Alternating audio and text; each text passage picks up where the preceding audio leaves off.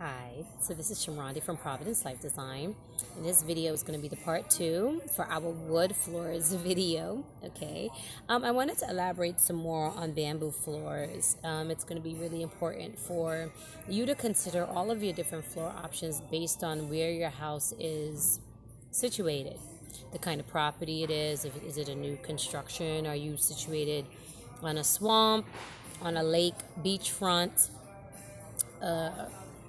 A lot of rainfall, different kind of climates. All of those things are going to affect the wood choices that you make.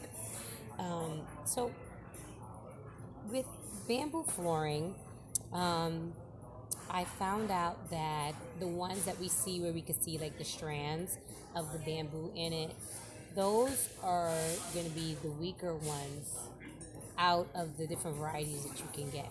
The one where it is a stranded, where it is labeled as stranded bamboo, those are going to be the most strong ones because the grass is literally cross-hatched onto it. They have a more exotic look, okay?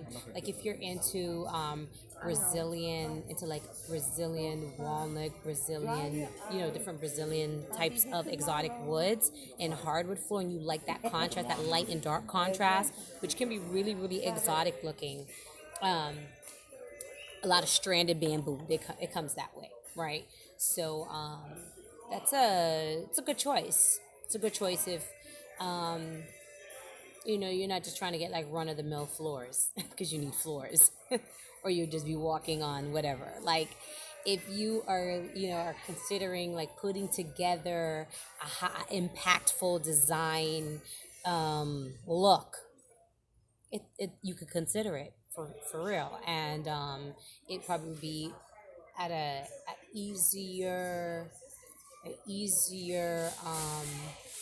price point to swallow than others. Okay, so let me see what else we can talk about. The other thing too I wanted to further talk about was some of the engineered wood, the prices, the thickness of engineered wood is what affects the price. Okay, so the thicker the engineered wood is, the amount of different planes of plywood that the veneer sits on top of, that affects um, the price, right?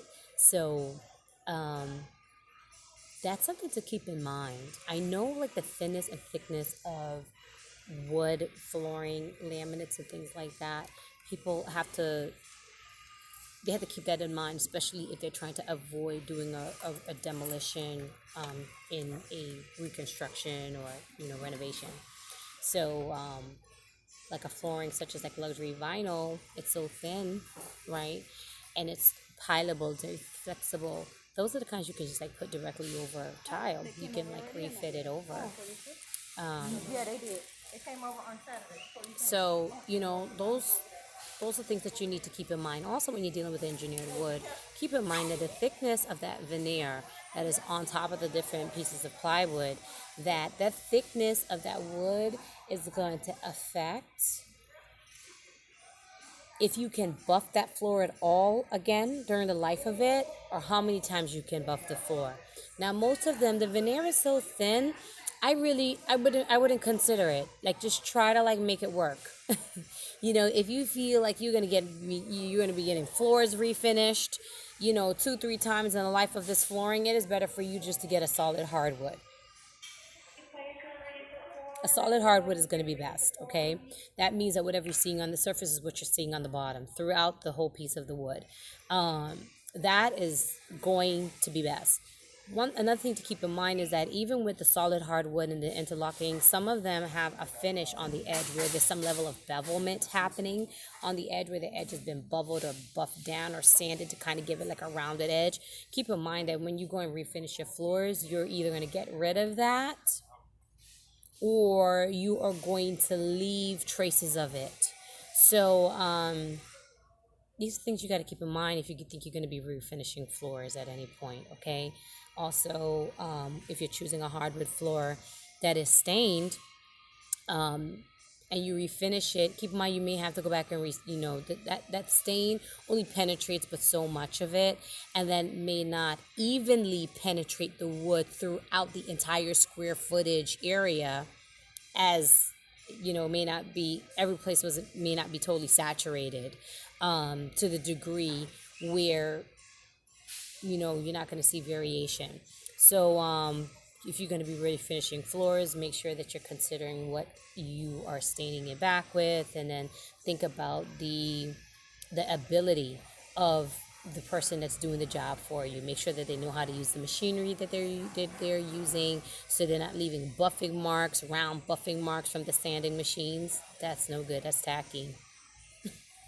That is tacky. All right, guys. Like, let's just get it together. You don't want to, utilize resources to improve your environment, and then somebody has you looking like you just kind of like, like you're squatting somewhere that's not inhabitable. You don't want that to happen. So,